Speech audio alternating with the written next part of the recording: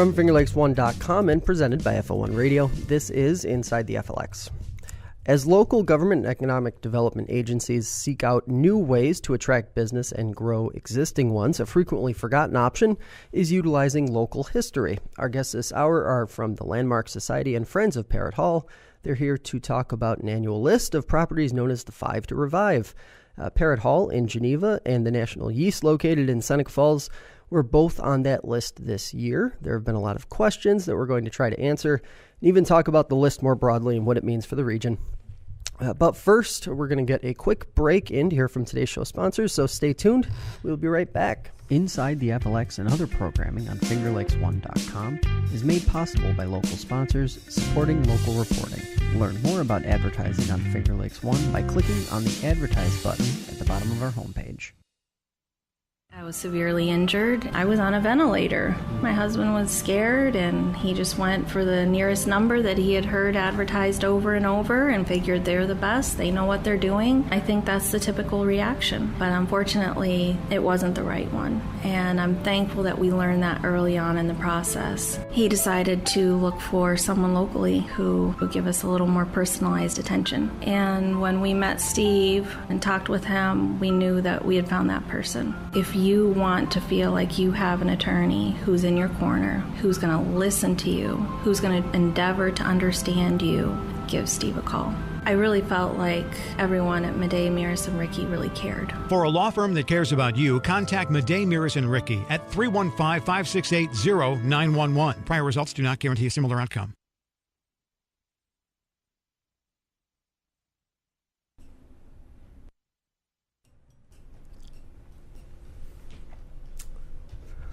And welcome back to the program.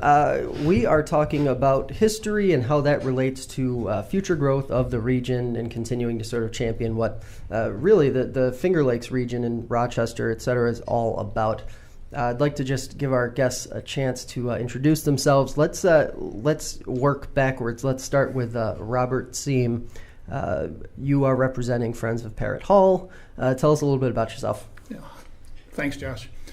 Yes, I have been affiliated with the experiment station for the past 40 years. I'm now retired from Cornell, but I did work there and continue activities to a certain extent as a plant pathologist working on plant diseases. When we were notified that Parrott Hall was in danger, a group of us actually formed Friends of Parrott Hall. The website, of course, if I can give it a plug, is Friends of Parrott Hall, all one word, .org, and Parrott has 2 R's and 2 T's. So our emphasis was trying to save the building because of its history, its rich history, really. It was the original home of the Dentons who lived there, had a farm, a large farm. And in 1882, the house and land was purchased by the state to establish the experiment station. So since 1882, it has been a property of the state of New York. So my interest has been ongoing, and there are a group of us. I'm vice president of Friends of Parrott Hall, but we have representation from the community, from Geneva, from the experiment station, and we have then been working with the coalition of different organizations, which we can get into later. But that was the main reason for my particular interest and the activities that we've been carrying on. And Caitlin Maives of the Landmark Society. Yes, so my official title at Landmark Society is Preservation Planner. I've been with the Landmark Society for about 8.5 years now, live in the city of Rochester, but along with my colleague Larry, we work with lots of grassroots groups like the Friends of Parrott Hall. People approach us and say, there's a building at risk in our community, or, there's a building that's being underutilized, or, we own a historic house of worship that we don't know how to fix up, or we're a nonprofit and we need to raise money. What help us? What do we do? Or it's a local government. And so we're kind of the hotline, I guess, the 911 for older buildings. So people call us and we go out and help them. So, it can be any range of, giving folks ideas for how to fundraise, market themselves, getting them connected with contractors, architects, really runs the gambit for what we do to help people revitalize their communities and old buildings. And Larry Frantar. Hey, Josh. I am the Associate Director of Preservation at the Landmark Society, and I haven't been there as long as Caitlin. I've been there around 6 years. Actually, I came in right before our first 5 to Revive list. I came during our 75th anniversary, and that's when we started a lot of our new initiatives, including the 5 to Revive. And I came from a tiny town in Indiana, farmland Indiana, and so my specialty really is small villages and towns. Spent a lot of time here in Seneca Falls, and helped, along with Caitlin, to really get the grassroots preservation group Preserve Seneca Falls together. They came together for one of our first 5 to Revive, which was the former Trinity Church. Actually, I think it was it our first one or our second year? Second year. Mm-hmm. And it was a group of folks that just cared, and that's really what happens with our 5 to Revive. We aren't in a vacuum. We don't come into a community and say, this is a building that needs to be saved. People come to us, and that group had a need, and they needed some help organizing. So I think just this past year, they got their 501c3. So let's talk a little bit about the list itself. And like you said, it seems to be sort of an educational / guiding light sort of thing for the various entities and folks who are behind these projects in each community. What kind of success have you guys seen with the list, and just in terms of raising awareness and, you know, sort of educating not just the folks who are doing it, but also the public, who I'd imagine there might be a little bit more of a learning curve than the people who, you know, actively want to create these positive changes? Absolutely. I mean, in the this is our 6th year, so we're really looking at five lists prior to this, and the successes. Some of them have been huge, like the Eastman Dental Dispensary, which was on our original list, which has had a unbelievable restoration, and then, unfortunately, there are some losses, and at this point, we can say there has only been one loss. There's only one building that we lost, and considering what's going on actually right here in Seneca Falls at this point with the former yeast company, the Huntington building, we do have a lot of concerns that we do not lose another building. Mm-hmm. So it's been really a wonderful tool for the communities, and it goes as high as statewide. I mean, there's been funding that has come specifically to buildings because they were on the 5 to Revive statewide funding. Yeah, so it helps, like you said, Josh, it helps focus attention of the public, but it also brings the attention of funders and certainly developers. There's the company that rehabbed the Eastman Dental Dispensary in Rochester did it partially because of its listing on the 5 to Revive, and they're breaking ground on the Holly High School in Orleans County, which is a huge former high school that's sat vacant for decades, and it being on the list is what's brought it to the fore. So a lot of the properties that are undergoing rehab right now are really undergoing it because we put a light on them, and developers were like, "Oh, wow, yeah, that's a really great building. We should rehab that." Mm-hmm. So yeah, it's been a really great tool for generating awareness and really shining a light and getting projects in a better path. I guess I have to ask, because it seems like what you're saying is the marketing aspect of it is incredibly important, because, and we've seen it in some of the smaller communities in the Finger Lakes. If there's an area where they tend to struggle. It's marketing themselves. Is that where you guys sort of see the opportunity to help out and to really spur things along? In part, it also helps. So, Larry and myself and our colleague Cynthia, we have a 9+ county region, so it also helps us focus our time. We haven't figured out how to clone ourselves yet. But also, it really, besides just the marketing, it gives local folks who are so important to this process, it gives them a rallying point, and it really gives them something to coalesce around. And that's what's so important, is getting the local support and advocacy. Mm-hmm.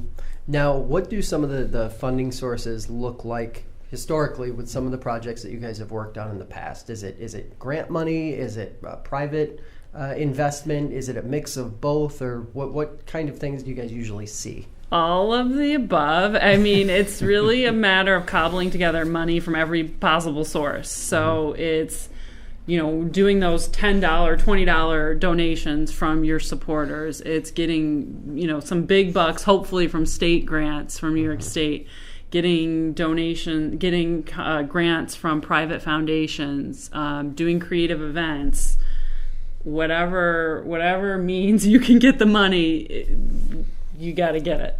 And getting grants from us, as a matter of fact. Yeah. I mean, we have a preservation grant, and our 5 to Revive is top on that list every quarter. Mm-hmm. When we have our meeting, we look at our 5 to Revive first. Mm-hmm. And I think Bob can really talk. I mean, it's unbelievable. It is so impressive what the Friends of Parrott Hall at this point have raised for a building that we don't even have a licensing agreement yet for. So I'd like to pass it over to Bob. We certainly have a core of folks who are interested not only from the perspective of Geneva residents, but also the fact that there are many retirees and current employees of the Experiment Station, or Cornell Agritech as it is now known, who love the facility, love the history, love what we have been doing there these last 130 years, and so they feel committed to the project. But I should add, in terms of what the Landmark Society brings to organizations like ours, is a depth of knowledge and resources. Who to go to in the state and the region, providing us with ideas, and we actually Larry conducted a workshop, Larry and Caitlin conducted a workshop for our members on fundraising, and it really has helped. We have reached out now to those who we feel are potential donors, and they've responded, and we're very appreciative of that.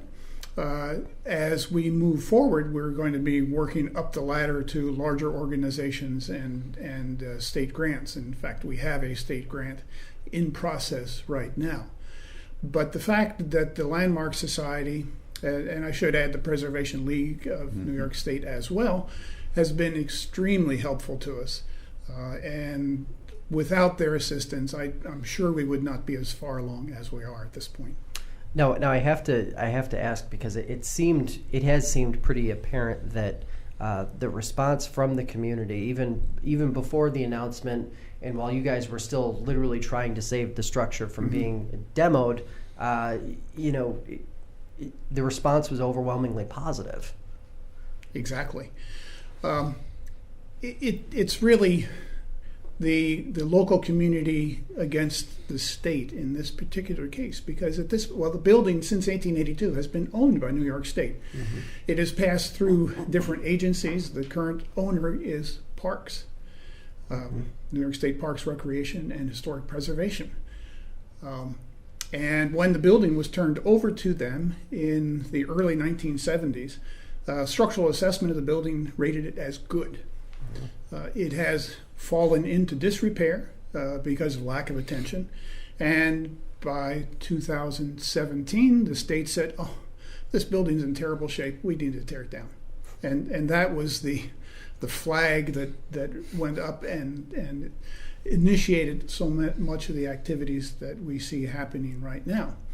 It's not just because an owner was derelict. Here's the state of New York that was derelict. But that just doesn't go down well with people. Mm-hmm. Now, where do things stand right now? And I guess the obvious question for probably a lot of people listening is, what are some of the goals or ideas for the building itself? Obviously, tons of potential, nice location.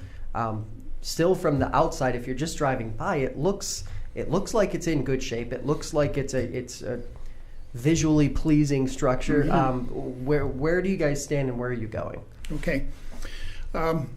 What we are doing right now, and our efforts are focused on gaining a license for the building. In other words, the organization, the coalition, wishes to take not ownership, but license the building from the state. And once we have that license in place, we can get on site and start doing some of the immediate renovation and stabilization that's necessary. So we have funds that we've raised now. We have a line of credit that's usable in addition to that. And what we're going to be doing as soon as we get the license is assessing the building. There have been structural assessments, but we need to look at the current conditions right now. There actually is a hole in the roof, and unfortunately that hole is over the central stairway, which in the last few years has collapsed because of that. So it looks pretty decent from the outside. The interior, at least parts of it, are in sad shape and need immediate action. So we're currently in negotiation with the state, and the city of Geneva is actually leading that effort. We hope to have that license agreement in place very soon. I mean, we're talking weeks at this point. Imminent, yep. And once we're able to get in the building and do our assessment, we will start the stabilization work. From there, we hope to renovate the building. Its use still needs to be determined. We have to do a feasibility study. We certainly have ideas of what we would like to do, and those are focused on an outreach center for visitors to the region, focusing on the agricultural and food history of the region. It could also serve as a visitor center for Cornell Agritech, because there is no single facility there that allows visitors, especially casual visitors, to come on site and learn about the experiment station and agriculture in the region. So a lot of it could be focused on STEM approaches, where we can bring in schools and help teachers inform students of agriculture and food and the importance of it and how it all plays a role in the region. There are other things that we would like to do. There's a lot of space in that building, and some of it has to be generating income in order to continue the process of maintaining the building. So a lot of those ideas have to be sort of filtered out, but our primary goal right now is to get inside the building so we can start. And until we get the license, we are not allowed to go on site, and that we're there waiting, but sitting and waiting, can't quite get in. Yes. So I guess I'm curious where the moment was where the state was like, oh, these people have a viable plan. They have real ideas. When did that transition happen? When did you guys turn the corner? And did you guys actually assist in making that happen, meaning the Landmark Society? It was moments. The 11th hour? Before demolition. A demolition contract had... The wrecking ball was hanging over the... Right. And we all got out there and we chained ourselves to the building. Not quite, but it was... Truly, it was moments before the demolition was supposed to occur. And, I have to give the Friends of Parrott Hall so much credit. They have done so much already at this point in terms of fundraising and just getting the community involved. But the Friends couldn't have done it alone, and I'm sure Bob would tell you that. And from the start of the discussion of getting a friends group together, we were called in and we were asked to help with getting this friends group together. So the Landmark Society has been there almost from the start of this new incarnation of a friends group, because there was one many years ago as well. But with this group, we've been there. But even the Landmark Society and the Friends weren't enough. We had to really build our coalition, and we brought in the statewide group as well. So the Preservation League of New York Thank State. you. Our colleagues in Albany. Yes. Yeah. So these kinds of projects are really all about collaboration and partnership. And so the three of us came together, the Preservation League, Landmark Society, Friends of Parrott Hall. We worked alongside the city of Geneva, which has been a great supporter. And I think that was us combined as a coalition was enough to tip the scales for state parks to say, okay, people are really taking this seriously, and this seems like a legitimate group that we should take seriously. So they were willing to, put the brakes on and work collaboratively with us. Because without an owner's cooperation, there's only so much that one can do. Right, and of course, Cornell has been brought into the equation as well, because this building is really sitting landlocked there. All that Parks owns is the building and how many feet around Somewhere it? between 10 and 15 feet around the periphery of the building. So it is really, truly landlocked. Right. And I have to imagine that Cornell and the folks at the Agritech Center are quite happy about this development, I would assume, right? One would assume. That's not quite the case, surprisingly. And it is, I think it has evolved over time. When the transfer was made in the early 1970s from the state of New York, the State University system, SUNY, which still owns the land that the experiment station sits upon, the transfer was made from SUNY to Parks. And there was the agreement that Parrott Hall would be refurbished by Parks. It would become a historic site, and it would be, in many ways, what I just described as its future use. But over the years, because of fits and starts, Parks was enthusiastic at the beginning. There were budget cuts across the state, so they had to look at other priorities. There was an effort made to restart it. They got going. They were happy. They wanted to move forward on it. Another budget cycle that caused it to cease, and it just kept going. It tried to do it and then slid backwards. At one point, Parks, because there was an opt-out clause in the transfer that said if Parks does not develop the building, it will return to the State University. And they submitted an application to return it to SUNY, and they assumed that application was in fact granted, and it was done.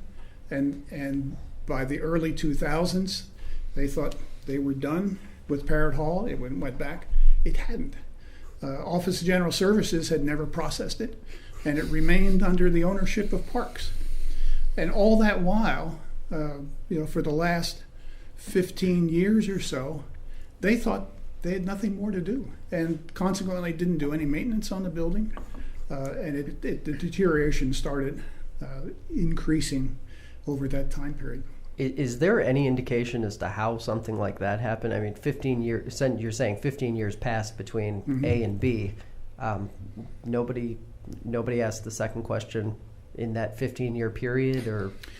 Parks seemed very happy to be to no longer have responsibilities there, and they never asked the question. The experiment station, saw the building deteriorated. There were letters sent to Parks saying, look, this building is getting kind of shabby. Don't you guys think you need to do something about it? Nothing was done. And I've learned this by documents that we acquired through freedom of information. And it wasn't the park's intent to let it go, but their focus, especially the regional, the Finger Lakes region, which is the final determinant of how funds are used in this region, they had other priorities. The Finger Lakes region has very few historic sites. Right now it's just Ganondagan and Sonnenberg in Canandaigua. And so they are short on historic sites, but their focus, and they should be doing more, but their focus is really the parks, the Watkins Glen, these kind of parks, which draws hundreds of thousands of visitors every year, and that's their focus. So it wasn't that they intentionally let the building deteriorate, it just happened, and nobody was really at the switch. So I guess my follow-up to that one is, what have you guys now learned, friends of the Hall? What have you guys learned going through this process? It's kind of a reality check, that even the government, even the agency in the state that has responsibility for preserving historic locations, can fall short of what we would like to see happen. Now, this is certainly going to increase the cost of the rehab of the building. Had that work initially been done when the building was turned over, we could have a beautiful structure right now. We're going to have to invest much more in getting it back to the level of use. But those of us in the coalition, including the city, are very strongly in favor of moving forward on this project. Cost certainly is an issue, but we feel it is the right thing to do, the sort of thing that we want to demonstrate that we can preserve our historic past, and it can be attractive for the region. It can generate funds in the region. I mean, looking at the amount of visitors, tourists, travelers coming through the region, they want to know more about what is going on here. And they know that there are lots of wineries and breweries and farms, fruits, vegetables, grains, all sorts of things. Why is this region so strong in agriculture? Well, this is a place where they could learn about that, and we feel it is the right thing to do. So I guess the next step would be to shift gears and talk a little bit about the Seneca Falls project, just as far as what you guys at the Landmark Society are aware of. What are some of the goals for the property in Seneca Falls? Obviously, you guys said you don't want to lose that property. It's a possibility, but nobody knows 100% what's going to happen. So, perfect scenario. What are some of the hopes or goals for that property? Well, I think it's important to look at our list of 5 to revive over the years. And, there are some buildings that were in worse shape, and there are some buildings that were in better shape. But I don't think there were any buildings that were in such terrible shape that they were ready to be torn down. And I think that's important as we look at the Huntington building. When we discussed it, when we had people look at it, I mean, we have brought in developers who are interested in that building. So it's not like there's nobody interested in saving the building and restoring it. We knew that it was a building that had a business in it. What was it, 6 months ago, or about a year and a half ago? Okay. Yeah. Yep. So we knew that the building was stable, or at least we knew that it was better than many other buildings that we have seen, as That's well for as sure. Yeah. our own property that we are in right now. I mean, the Hoyt Potter House, every time somebody comes in to our headquarters, I show them the picture of the burned out building that they are now inside of. So, if we could restore that building, we can restore any building. But of course, economics is always an important part of it. And, it's important to remember that historic preservation isn't even 50% about history anymore. It's about economics, and it's about economic development, and we have let buildings go that we were fighting for because we tried and we just could not get the economics to work out to make it worth saving. So we do understand that, but we've seen buildings like the Huntington building before, and we've seen what can happen with them. And it's also, set on a wonderful site. I mean, it could be a perfect campus for, senior housing.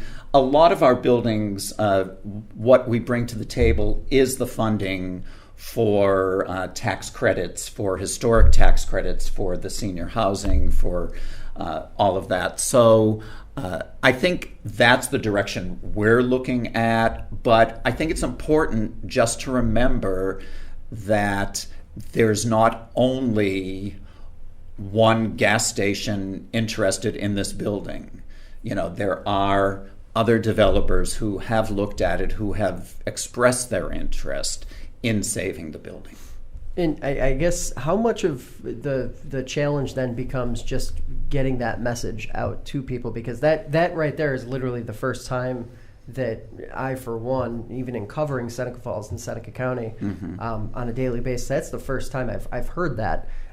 So how much of this is just making sure that the message is being delivered to the public so they understand that it isn't just Circle K or a gas station chain that's interested in the property? Right. Yeah, that's always a big challenge. One way that we can help get that message across is through our grant program, where we could, with a property like this, we could help fund, say, a structural engineer to assess, is the building really unsound or unsafe, or is it perfectly rehabable? Or we can fund a feasibility study that can look at economically viable options for reuse. So that way you get an objective, concrete view of what really is the situation.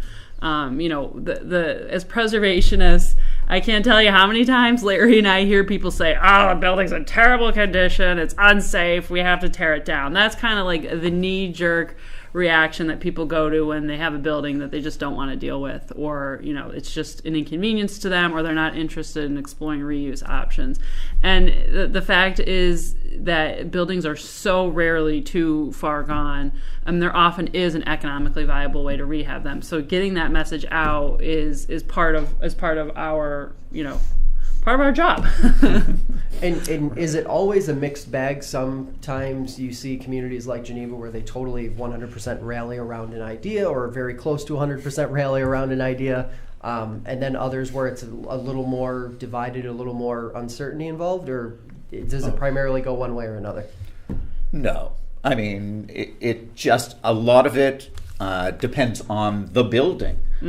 Because is it a lovable building? Right, and there are many buildings that a lot of people have emotional connections to. So that's part of it, and it is a matter of education, and that's a lot of what the Landmark Society does. We try to educate, and that's not just with individuals or property owners.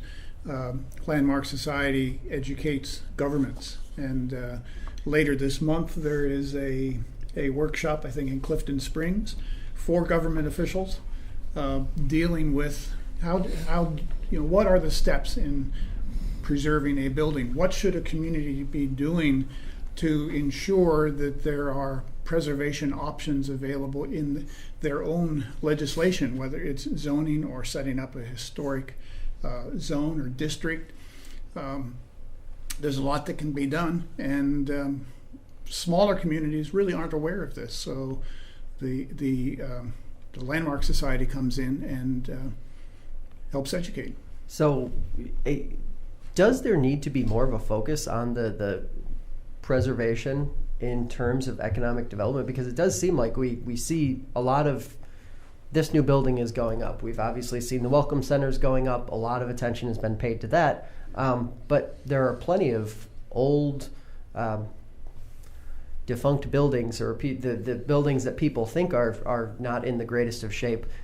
Is that an area where pretty easily the state or investors or whoever the person may be just start to pay more attention and see more reward? I think people are paying attention to that. I mean, you wouldn't see there have been developers in Seneca Falls and Geneva that have taken these old buildings and rehabbed them into, mixed-use commercial or apartments or senior housing. I mean, people wouldn't be doing this if they didn't see the economic value in it. I mean, it's definitely been a really big trend in downtown Rochester. Developers can't snatch up buildings fast enough.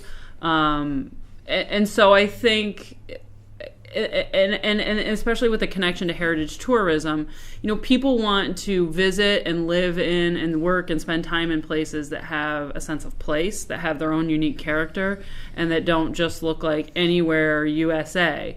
Authenticity. Yeah, that sense of authenticity that you get with a historic streetscape, with a historic building.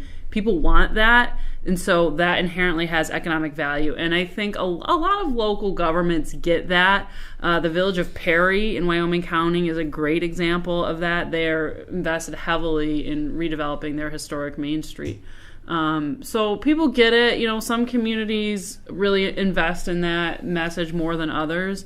But the awareness of that, the power, the economic power of our older infrastructure is growing for sure. And historic tax credits. I mean, that there are residential tax credits as well as commercial tax credits, and that is a program that we are constantly trying to make more people aware of. That you can, if your home is in a historic district, which is listed in the National Register of Historic Places, so it's not a local historic district necessarily, so there aren't regulations on it per se, you can get 20% a 20% tax credit on the work that you're doing on your home. And it's not just the sexy work of, painting and, making it look beautiful on the outside. I mean, roofs are included in heating and cooling. I mean, we could have a whole show with you. The important stuff, too. Yeah. Right. Yeah. We could have a whole show on the historic tax credits. Mm-hmm. But that's something that we really, I won't say we need to work harder on because we're doing it all the time, but there are so many small villages and towns that we need to get to in our region. And as Caitlin said, there are just 3 of us with the Landmark Society. So we're trying, and there are a lot of communities that are getting it, and we do feel that Seneca Falls gets it, and of course Geneva gets it. So where can folks learn more about what the Landmark Society does, and see what you guys are doing on a daily basis? Yeah, check out our website, landmarksociety.org, and you can also follow us on Twitter, Instagram, and Facebook, where we post pretty pictures of old buildings, but we also post educational stuff about the work that we're doing and that other communities are doing throughout the region and the country. We have a statewide conference that we're doing in April in Rochester, and that's a really great opportunity for folks like the Friends of Parrott Hall to network and basically just steal ideas from other people that have worked. There's no reinventing the wheel here. And just get inspired by what other groups and other communities are doing. So yeah, reach out to us, give Larry or me a call or an email. All right, and Bob, what about the Friends of Parrott Hall? How can folks get involved with what you guys are doing or help you guys out? I'm sure you're accepting donations and looking for more support from the community, even though you are widely supported in the community. Looking for donations all the time. So as I mentioned at the beginning, friendsofparrotthall.org, 2 R's, 2 T's. There's also Facebook for Friends of Parrott Hall. Contacting anybody listed there. The Geneva Historical Society has been an extremely helpful organization as well. While Friends of Parrott Hall is designated as not-for-profit. The Historical Society has acted as our go-through organization, and we've been directing gifts to the Geneva Historical Society, and they will, if it's designated for Friends of Parrott Hall, they put it into that account, and they're very helpful in making sure that there are appropriate responses and things to that. And we will continue if we get the state grant, which we should be hearing about shortly. That is a matching grant, and we will have to come up with 25% of the money, and it's a reimbursement grant, so we have to front any sort of expenses. So we're always looking for potential donors. We are making plans in future to have some events. So just stay connected to the local media, and we would welcome any sort of support we can get, monetarily or just friends. All right. Well, thanks for all of your time coming in, talking about this obviously important stuff that people probably don't think about or hear about very often, but something that they really should be thinking about every day, because there are plenty of historic buildings like the ones we've been talking about that need love, need money, need developers. Yep. Right, and really the essence of places like Seneca Falls and Geneva is in the history, and especially Seneca Falls, the history and the historic buildings. All right. Well, that's going to do it for us today. We'll be back next week with another edition of Inside the FLX. Thanks to our guests for joining us. And until next time, don't forget, download the FingerLakes1.com app for the latest news, weather, sports, and podcasts like this one directly on your smartphone or tablet. You can also listen to Inside the FLX on iTunes, Google Play, and Stitcher. Thanks for listening. We'll see you next week.